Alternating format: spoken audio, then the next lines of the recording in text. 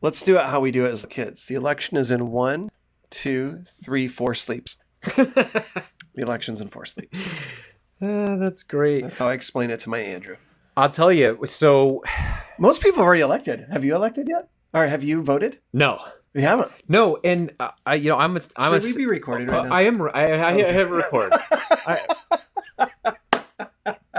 Perfect. This is how we do it. Oh, this is perfect. I am really quickly on this. I got a lot to cover, and I know you got to go. To cover. And I got to go because I got a new it. restaurant I'm trying to open. Can you believe I'm doing a political party in Los Angeles That's tomorrow cool. at 2 p.m.? It's That's gonna be very a riot. cool. It's going to be a riot. What were we even talking about before this? Electoral College. Oh, yeah, no. And then a committee member here holding 2 positions in Gaylord, Michigan. No, after that. After that? Yeah, I don't even know. There's oh no why I vote. Okay, so yes, sorry. Oh, pre-vote. Yeah, early voting. Yeah. Early voting. Perfect. We're completely unscripted here if you haven't caught on to this yet. We're We're weaving. According to Trump. Yes, we're in the weave right now.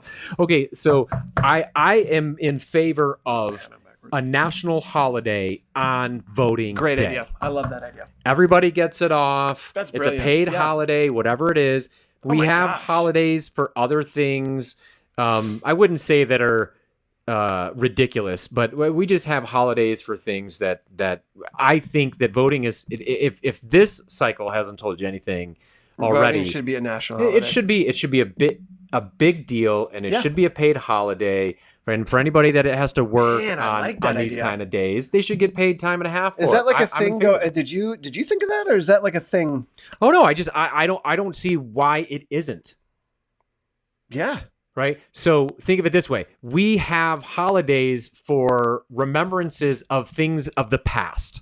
Right? Mhm. In my opinion, this should be a holiday No, I get it. for celebration of the future. Bingo. Because that's really what we're doing. And I don't know just off the top of my head, because I'm pulling this out of my ass, as most of these podcasts are. I don't know that we have another holiday where we're necessarily looking into the future, right? I mean, even Christmas is, we're looking back. No, we're not. I mean, we just had Halloween, which is not necessarily Yeah, a holiday, but unless it we is a celebrate the holiday. Jewish holidays, we're not looking in the future. That's fair. It's very fair. That's fair. So I'm an advocate for that. So I like to vote on that day. Yeah. And I haven't voted every year since I was able to vote. Shame on me because I was complacent.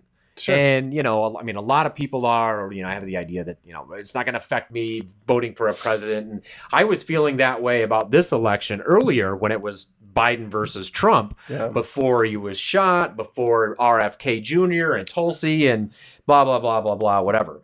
Breaking news: the Iron Pig is endorsing Donald Trump for president of the United States. Endorsing. Well, I think I like it this way: endorsing Donald Trump, Kennedy, Elon Musk, Tulsi. Yeah, I'm in big favor of. And Vance. Vance is a all stud. I'll tell you, I watched the Rogan podcast. I watched with the him on that entire last thing. night. It was great. It was He great. He's a is- smart fella. He's incredibly. Yeah, I feel like I'm articulate. behind the curve. He's 40 years old.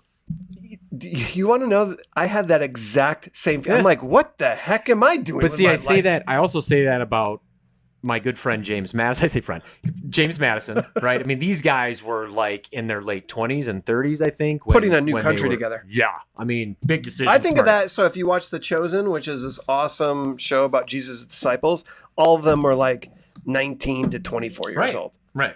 Yeah. Well, yeah, okay. so- Lifespans were drastically different, Completely back different, in those yes. times too. So I 100%. mean, there is a little bit of that, but the point remains the same.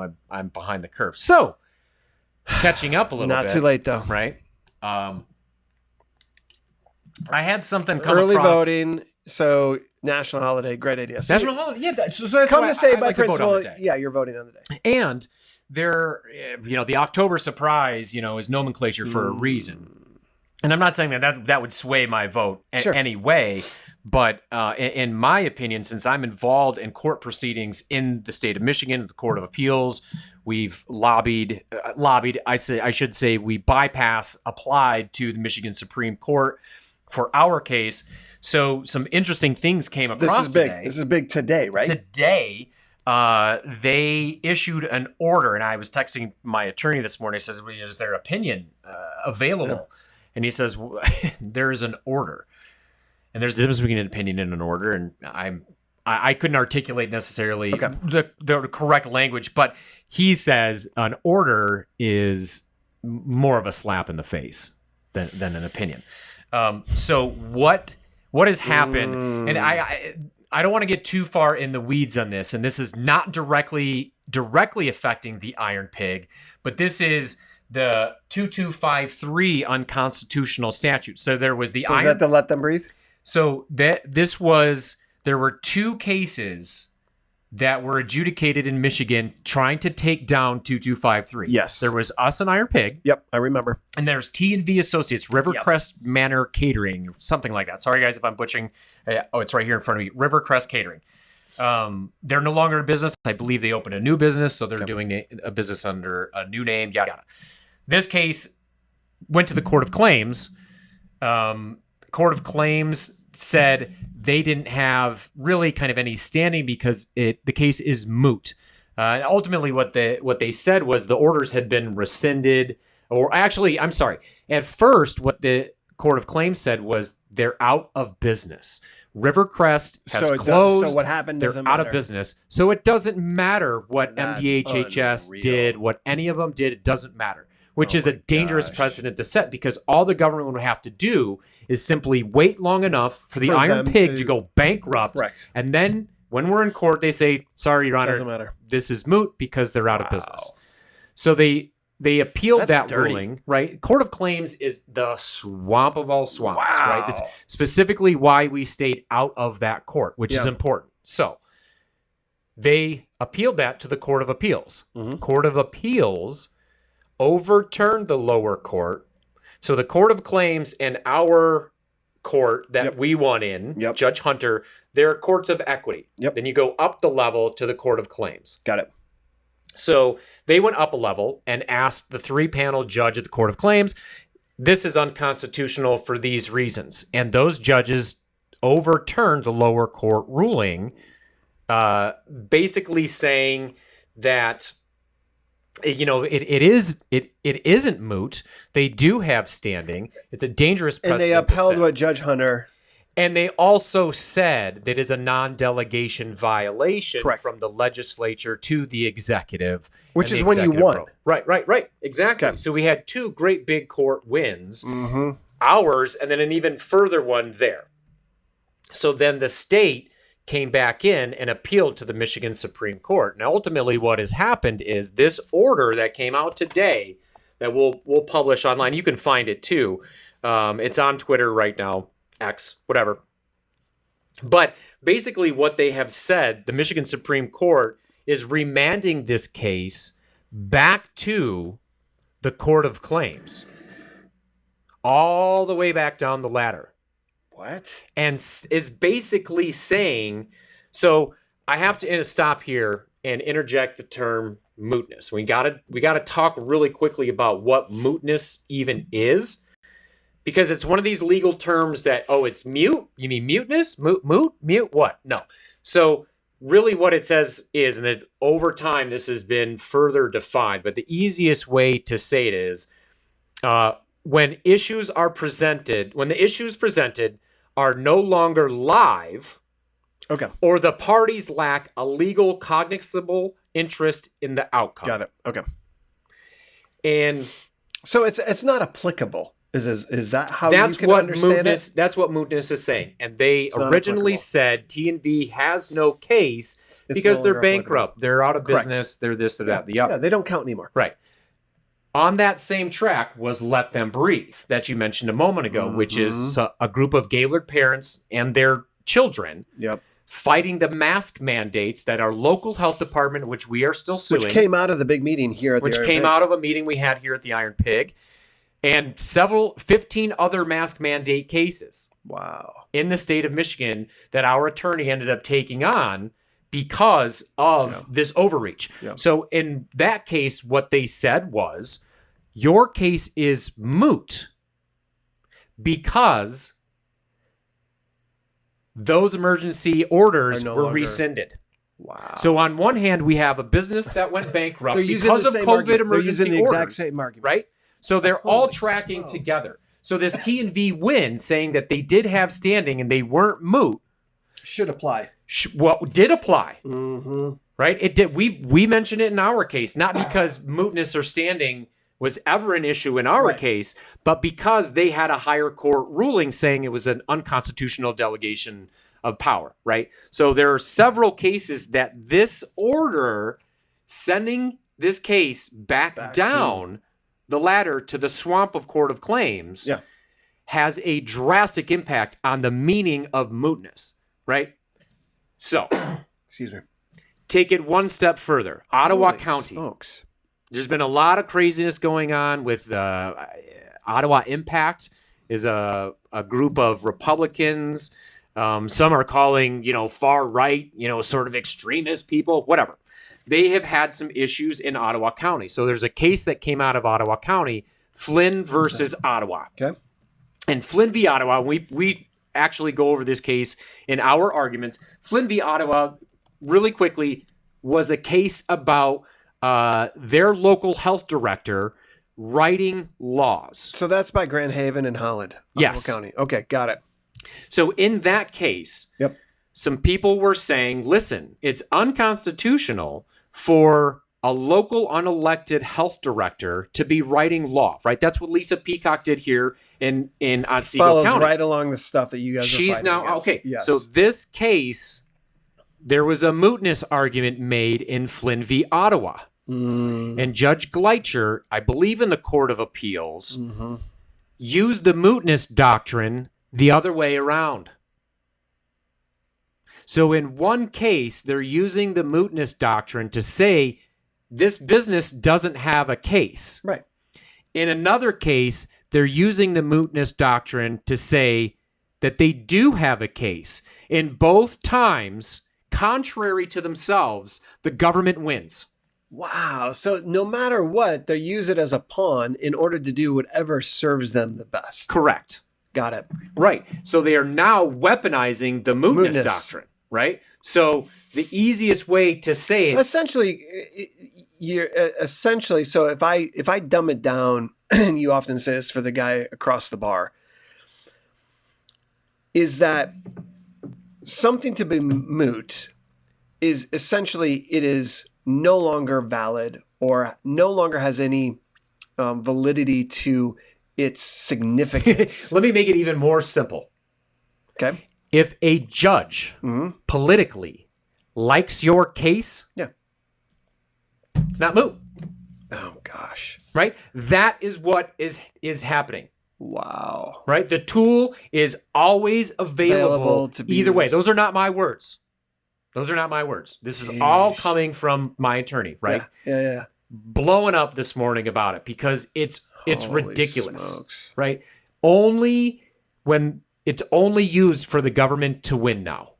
That is what they're saying. So again, it goes back to the same thing that you're fighting against for the health department. It's essentially any tool that can be weaponized to get what they want.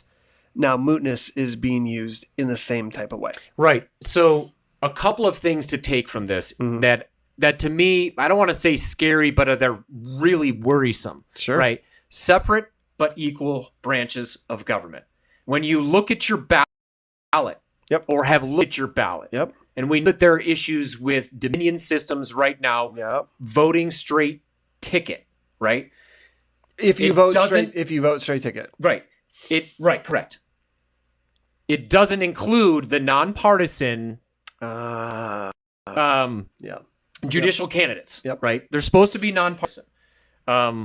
Most of them have a track record now that you can see, especially in the last 4 years. Sure. You can really see which side of the line they're on. This goes even one step further now because these are judges at the lowest rung of the ladder. The Court of Claims is where you take cases against the government. And they're already telling you, no, you're not going to get a fair shake. And we already know this. That's why we specifically gave up our lawsuit against Gretchen Whitmer. And that was an okie doke, as I call it. We included Whitmer, Hertel, and Bob Gordon initially, and federal taking clauses, Michigan taking. So it was this great big lawsuit, and scared the shit out of them because it said Whitmer in there. And they said, we'll capitulate to these things over here as long as you get Whitmer out of there. Wow. And so we tricked them. And it's paying off in spades. But this is also why the state gave up their appeal against us. So we won in our local court with Judge Hunter. Just happened this past spring. No. This is going back to 2022. 22. Okay. Our original 2253 win. Yep. They appealed that the next day. I remember that. Yes. 2 days later, they bypass appeal to Michigan Supreme Court. T&V wins in Court of Appeals. I'm sorry. T&V loses in Court of Appeals. In Court of Claims. They appeal to Court of Appeals. State sees that win and then realizes they have to and says, "Oh man, we don't need it. We don't need this. Right. We got this one over here. Right. That's a surefire win." Oh, geez. Well, then they got okey doked again because the Court of Appeals overturned what they thought was going to be their big train home, right? Which opened the door for you guys. So we are the last man standing. Jeez. We are the last ones that have any foot in the door. And obviously, by the way, it's an awfully big foot in the door because we have standing. There is no mootness. They came after me. They fined me. I mean, I still have the ability to go back and get my fines and all of these things back. And you know what? We're coming for all of it. All of it. Because you know what? This is not going to happen. No. This is not going to happen where politics is now becoming so involved in that separate but equal judicial branch. And this is what our founding fathers and those smart people that signed the Declaration of Independence that understood what that this is incredible. Scary T word tyranny means. This is tyranny. When the political agenda filters all the way down, and now you're seeing decisions within a matter of 4 years that are completely opposite. And the only thing that's changed, besides the science that's behind some of this stuff, are those people on that court in Michigan. Yeah. Michigan Supreme Court, the Court of Appeals judges, right? All of these people. So if you haven't voted yet, make sure that you're voting. I'm not going to tell you who to vote for. Sure. That's your job. But make sure these elections are important. It's all Trump and Harris, blah, blah, blah. These things have the biggest consequences with these judges. These are the people that are going to be making decisions, right? Look at SCOTUS. Yep. It's a perfect example right there. We don't democratically elect those people. They're appointed by the person we democratically elect. Here in Michigan, it's even better than that because we straight elect those people. Yes. So this is... I'm curious to see what other attorneys are going to have to say about how this affects the mootness doctrine, and now that it can just be used however the government decides. Okay. One, congratulations of just surviving this, because well, you look at being in a startup company and trying to birth something. You read a lot, you learn a lot, you listen to podcasts, you listen to different things. And one of the recipes for success isn't even a great idea, isn't even smartness or intelligence. It's just the ability to survive. Yeah. And having the ability to survive is one of the hallmarks of somebody who can do something great. So number one, like huge, that you're here, that you're in the spot, that you are the last person standing. That's amazing. What I want to do for everybody listening is I want to understand this order. So in an abbreviated version, this order does what? How I understood it was this order essentially, we talked about moot. Did it make moot the other lawsuits that are out there? Is that what it essentially did? Okay, so that's a great question. Mm-hmm. Because I think that's the first thing we have to make sure to very clearly So when I mention let them breathe, correct? They were on appeal to the Michigan Supreme Court. Yep. That case has been booted.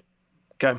Citing this case. I shouldn't say citing this case. They denied it, and so Justice Viviano was one of the two justices that was willing to hear our case on the state's bypass application way back. Okay. They said, both of them said, these are matters of great public importance. We should hear them now. Yep. Viviano is also dissenting in T&V, Let Them Breathe, and another case which involves minors. So it's another mask mandate case. Dissenting means he's disagreeing, and so he's writing the disagreement too. Right. So they have denied these applications to Michigan Supreme Court. Correct. And Justice Viviano, in all three of these cases, has said, well, at least in two of the other three cases, has said, we should hold these in abeyance because T&V should be heard. Right. And now T&V is being remanded back to the Court of Claims for summary disposition.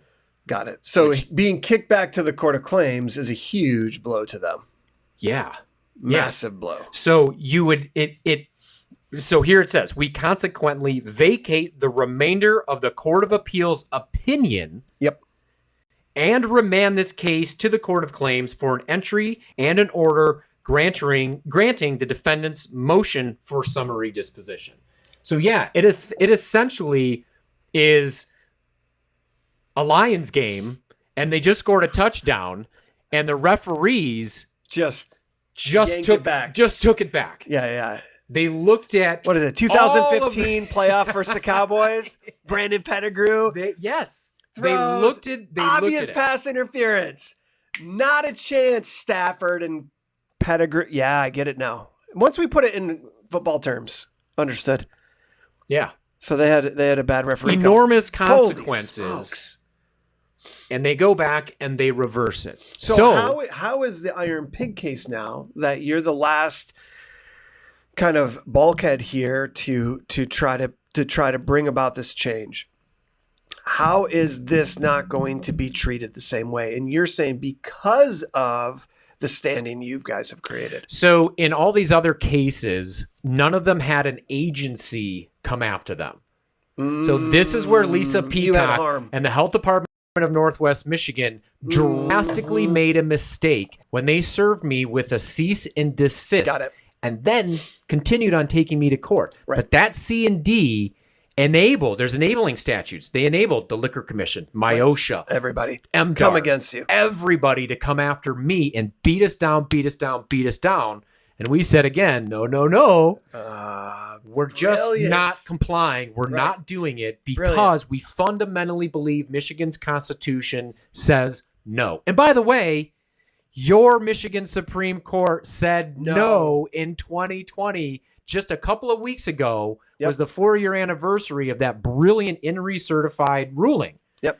We cite that. Judge Hunter cites that. If everybody remembers that, Gretchen got the executive orders gone, and then within like days, that was a Friday. So Fridays when they issue these opinions or orders, that was a Friday.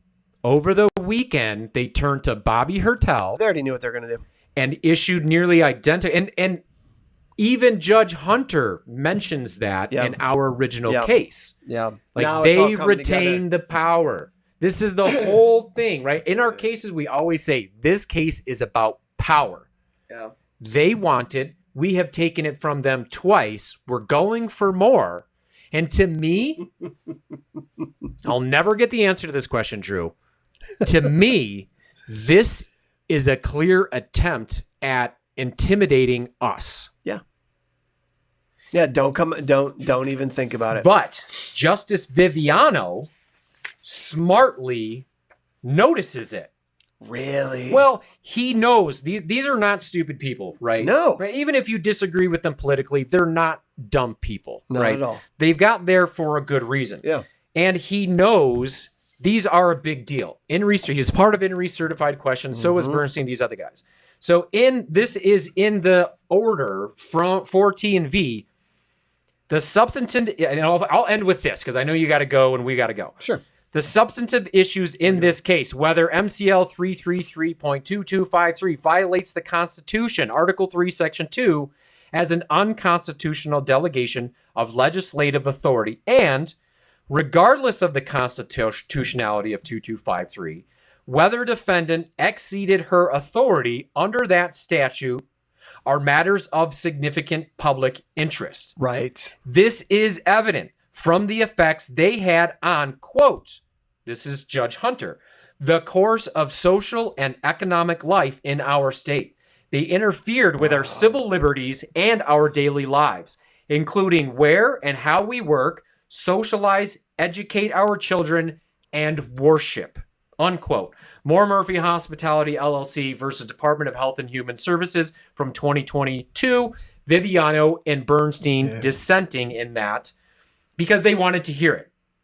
The Court of Appeals majority concluded in its thoughtful published opinion that the COVID orders issued by the DHS director were unconstitutional under the analysis of this court set forth in recertified questions from the U.S. District Court, Western District of Michigan.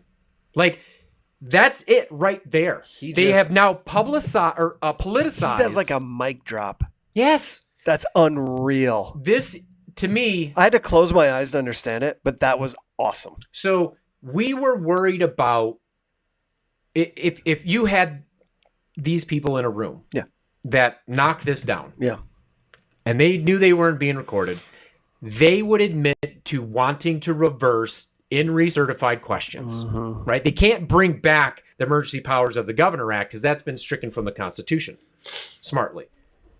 They want this power. They want an unelected official to be their torchbearer. Yeah. Right? There's a reason that Gretchen Whitmer got reelected after doing all the damage that she did, right? Forget what you want to say about abortion, because obviously that was a big deal here in Michigan. Sure.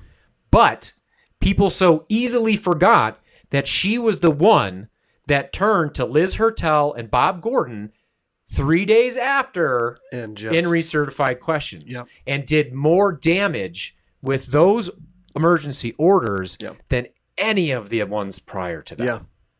And this is just this one statute. Nobody has even gotten into the orders that were used to put seniors in nursing homes and people that weren't allowed to visit their dying loved ones in the hospital. Think about that. All of those things. No one's been held accountable for any of that has happened. And if they have it their way, nobody will. Nobody will. And if it is, heaven forbid somebody does get held accountable, it will be an unelected bureaucrat with a gigantic golden parachute. Yep. And you know how I know that? History. Robert Gordon got a huge buyout. Really? Lisa Peacock locally got a huge buyout for her contract. No. We had to pay this woman off to go away. You've got to be kidding me. No. That's why they want this power. These unelected people. So Peacock did everything she was told to do. And then it was like, hey, we need to get rid of you. And worse, Drew. No. She went out on her own and issued the mask mandates that spurred the Let Them Breathe lawsuit, that spurred high school students walking out of class and having the police call on them for not wearing masks. Like, Judge Hunter was 100% correct when he said that it's a matter of public interest. Yeah. Right? It interfered with our civil liberties, our daily lives, how we work, socialize, educate our kids, and worship. Like, that actually happened. Churches. We cannot let this continue. No. This is a further strike against our ability as citizens to bring grievances to and against the government. And we're living in such a society where we just bounce to the next thing because it's inconvenient to keep these things in tension in our minds. And so it's like, well, all right, what's next? And it's like these things just go away to the wayside. Like they're going to be forgotten forever. And that is not good. No, partly by design. Yes. On their part. Just fill people with enough things to think about so that they can't handle or the capacity is too high. Yeah. Right? And don't get me wrong. I don't want this judicial process necessarily to be swift. That's when errors are made. Sure. Right. There's a reason why there's X amount of days to brief back, forth, this way, that, and the other. Right. But it is interesting now that this order has come out. We do see in our arguments in the court of Appeals And now it's case we considered have. moot, right? Or is it back down? No, T&V's back down. No, T&V It's been vacated. vacated. The Court of Appeals opinion Yeah. that was a higher rung than Judge Hunter's ruling Now got kicked back. is now vacated and kicked back, and there is no opinion from the Court of Claims. Wow. It's just being remanded to whatchamacallit, summary disposition. Now, okay. So here's a good place to kind of to tie a bow on this conversation. Where do you stand, or where does the Iron Pig stand today, and what is the strategy moving forward? Nothing changes for us. Okay. In this instance, nothing changes for us because mootness and standing were never at issue for us. They tried to raise it at one point. So this is an intimidation factor. So this is to say, hey, we're doing this, this, and this. But really, they essentially try to get everything else out of the way. So now they have to tackle you. They do have to tackle me, but they cannot use the mootness doctrine against me. They can't. Because my case has standing because a government agent, state agency came after me. Fine. So you have the rights. 3 state agencies did. Yeah. So I absolutely have standing. It absolutely is not moot simply based on the fact that the orders have been rescinded because rightfully stated. And where your case currently is in the appeals court? Court of Appeals. Yes. Beautiful. Yep. We briefed both ways and we've reply briefed. So we're waiting for it to be set for oral argument. Wow. So we'll go down to Lansing, second floor. We'll show up there and we'll argue. My attorney will argue again.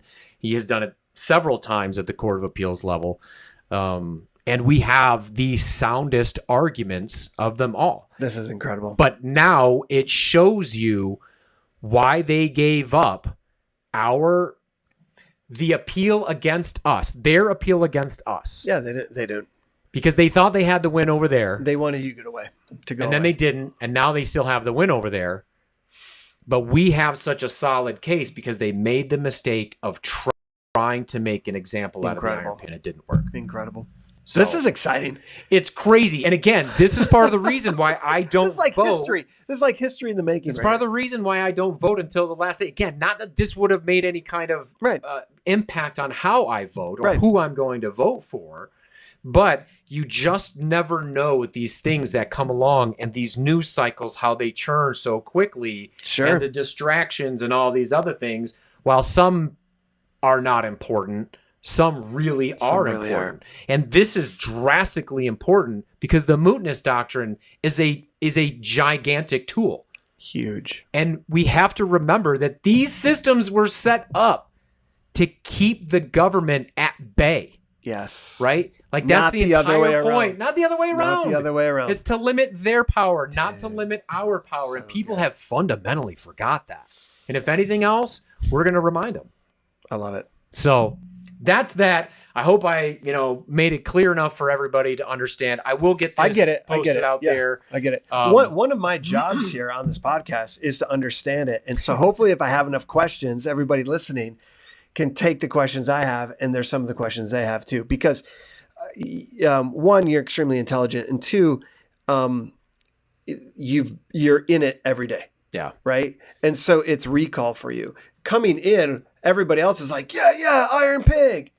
Oh, or maybe you're not. Maybe you're watching. You're like, I hate the Iron Pig, but I'm going to watch this dude. Whatever. They won't give me the views. Right? No, they won't give. They wouldn't even. They wouldn't dare. So, but in saying that, we want to, and I think I speak for everybody watching. We want to understand this because it's so fascinating. Yeah. And you kind of feel, I know, at least I do anyway. I feel like I'm a part of something by default of like, I supported this. Yeah. And a lot of people do. A lot of the people had the guts to support it back in 2020 and 2021 when it was hard to support what was going on here. It was hard to be like, no, I'm going to step into the restaurant and eat here. Yeah. I'm going to show up at the party. I'm going to go wear my t-shirt. Right. There is a real emotional connection, right? So if you're a marketing person, that is what you are always trying to do is to create an emotional bond with a potential customer or whatever it is, right? That obviously was never the intent of any of this. It's now a byproduct. It's a good byproduct. And to me, fascinating and very, very powerful because of so much emotion behind these things. Yeah, and it's authentic. When we talk about, Yeah. the restrictions, Yeah. I wasn't able to see my grandmother and she passed away, this, that, and the other. I mean, there's a visceral reaction to these things. And I hope that not necessarily that negative part of it, but I hope that people don't forget the power that they did wield over us. Yeah. We're coming up on Thanksgiving here pretty soon. Remember, we weren't allowed to have more than 12 people in our own home. Our neighbors were encouraged to narc on us. Doesn't that almost feel like I think one of the dystopian. I think one of the problems that we all have with it when we're in our normal lives is we don't actually want to remember because it's inconvenient. It's fair. Right? It's inconvenient to remember it because there's a lot of psychology behind that one. There is, man. And even like I could have so much discussion. I know people that feel shame. Well, I come from a place of faith, right? So my whole life has been in nonprofit work, specifically ministry. I saw, this is not I don't want to be taken wrong, but now looking back at it, it's like the religious faithful in America largely were on the sidelines on this issue. Largely were just fell in line with hey, we don't want to rock anything. Okay, we'll stay closed. Okay, yeah, let's just okay. I see that maybe in the first couple months, everybody's kind of on edge. But when we go to the second shutdown back in the fall and we're like understanding exactly how this thing's happening, it's like, whoa, time out. Like if we're the ones who are supposed to have faith in a higher power and God and Jesus and all those things, shouldn't we be the most courageous? Shouldn't what goes on in this world actually we're supposed to be transcended from that, not actually the ones most impacted by our surroundings. That's the claim of the kingdom. And so I look at this and I'm like, oh my gosh. We all, in some varying degrees, got the world polarized. But what I love about what happened here is there like a band of misfits, hence Misfit Media. But there's a band of misfits that were like, nah, it was cool. Okay, so this is where I can be proud of my religious people. When you and I did our big outdoor party, it was the largest gathering during the shutdown in Michigan. So illegal. Okay? It was completely illegal. And we had this big gathering. Obviously I'm in charge of marketing it, and all those types of things. And I'm looking at the list of people all coming. I had like 5 pastors there. I had like it literally became this most joyous celebration. I would even argue it felt spiritual while we were there. And it was like beautiful. It was. It truly was. Like, and not to be hyperbolic at all, but it truly was. Everybody I was moved. The part of that moved me the most was when everybody was singing "God Bless America," when the Pledge of Allegiance. It was unreal. All of that stuff. And it was. I mean, again, hopefully we never have to recreate that scenario again. But I'm saying all this because in everything that just happened, and now we're apart from it and we went back to normal living, whatever that is right now. It's okay. It is imperative that what you're doing, you keep doing. And this is such an exciting update and almost a rally cry to say, like, let's keep this thing going because this isn't a spiteful thing. This is a matter of principle. Yeah. And you always started from that space of a matter of 100%. Principle. And now it's a matter of principle to see this thing through. Yeah. And that's what I think as I kind of like try to put a bow on this discussion, this is a matter of principle in the state we live in to keep this thing and to see this through to whatever extent you have the power and ability to do. Yeah. And where that goes has already made a difference and will continue to make a difference, even if the greatest outcome is not achieved. Right. Because what you're doing is you're reminding everybody, no, we still have a voice. That's right. We can still do something. Right. To me, that's absolutely beautiful. And it's just as simple as coming and having a meal here and saying, you know, I support you guys. 100%. I support what you do. I mean, we hear it all the time, every day. And honestly, none of us can get enough of it. I mean, cool. I mean, of course it's validation, but none of this would be possible without all of those people that have come and said those things, or not even said those things, and just came and participated or bought sauces online because they're not from Michigan. I mean, we ship that stuff around the world. Isn't that incredible? It's awesome. It's mostly we ship them a lot to military bases. That's cool. Anyways, I am working on getting Dave Delaney, my attorney, on to do a podcast to update our case and a little bit of this because again, this is a big deal, and we want to make sure that it just doesn't get swept under the rug like you were talking about. So, more information will be coming soon. Thank you as always. I know you got to go. I got to go. I know one of the other big questions I'm getting asked all the time is when is the second location, our new restaurant opening up? We got a new restaurant opening right here in Gaylord, bigger location. We bought the place south of town, right across from Montseagull Lake, on the snowmobile trails, right by the golf courses. It's beautiful. I'm hoping we'll have that location open before Thanksgiving. Here in a couple of weeks. We're working real hard on that. So, and I'm working hard on the inaugural party for this. So we're going to do it probably not in the winter because it's going to be an outdoor party. Yeah. So it's probably going to be in May. We want to do it right. I'm not going to let the cat out of the bag yet, but this is going to be top level performers. It'll be fun. It's going to be It's always fun. Epic. Yeah. Like this party is going to be so what I want it to be is a party and a celebration that matches the excitement that's happened up to this point, right? So we want the party and the official, obviously it's going to be open for several months before, but we want this official celebratory party to match kind of what the last 4 years have built up to. And just to be this place where everybody can come up and just have an absolute blast, be blown away by the entertainment, and celebrate freedom. It's gonna be epic. It's a neat story. It's a restaurant that was closed due to COVID. A friend of mine, the company went bankrupt. The place you bought. We've taken over the property. It's the same place we had our outdoor party. The one we just talked about. It's the exact same pavilion. Exactly. So it's very cool, very exciting. We're absolutely blessed. I mean, I don't know why we'd want another outdoor pavilion besides the one downtown here that we had to cancel this summer's party. Why in the world would we ever want to change? No, exactly.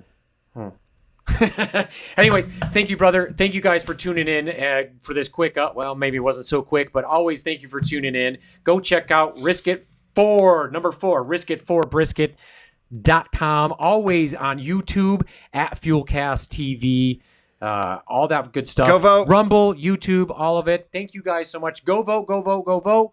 In the meantime, thank you guys. Risk it for the brisket, and we're out. Peace. Have fun. Boom.